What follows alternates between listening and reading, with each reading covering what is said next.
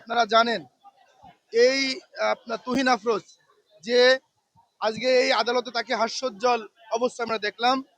আমরা তার হাস্যোজ্জ্বল অবস্থা দেখে আমরা আদালতের ভিতরেই তাকে প্রশ্ন করলাম, এই যে আমাদের যে আপনার ঢাকা আটের সংসদ সদস্য হাদিকে তাকে গুলিবিদ্ধ হওয়ার পরে এই নিউজটা দেখেই কি এই তুহিন আফরোজ এই হাস্যোজ্জ্বল তার এই প্রতিচ্ছবি আদালতে সে আপনার উপস্থাপন করছে?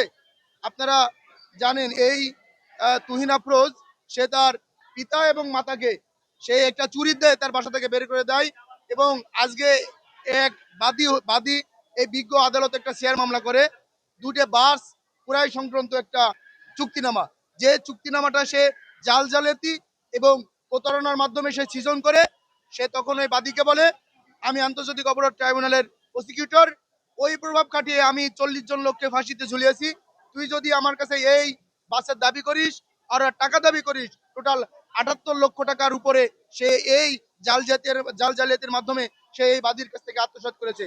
বাদী যখন তার বাস অথবা তার টাকা যখন সে ফেরত পায়, তখন সে তার ওই প্রসিকিউশন আন্তর্জাতিক অপরাধ ট্রাইব্যুনালের ওই প্রভাব খাটিয়ে শেখ হাসিনার ওই প্রভাব খাটিয়ে সে ওই বাদীকে হুমকি দেয় এবং তার বাদীর বাসায় যে তার মেয়েকে অপহরণ করে, তার বাসায় ভাঙচুর করে সে একটা ম্যাসাকার করে। বাদী যখন ওই সংশ্লিষ্ট থানায় যখন মামলা করতে যায় 22 সালে, তখন কিন্তু সংশ্লিষ্ট থানা তার মামলা নেয় নাই। এবং পরবর্তীতে বাদী এই আমাদের বিজ্ঞ সিএমএম আদালতে একটা শেয়ার মামলা দায়ের করেন। সেই মামলায় আজকে শুনানি হয়। আমরা এই মামলার তার পক্ষে যে আইনজীবীরা ছিল তার জামিনের শুনানি করে আমরা তার জামিনের বিরোধিতা করি এবং আমাদের বক্তব্য তুলে ধরি।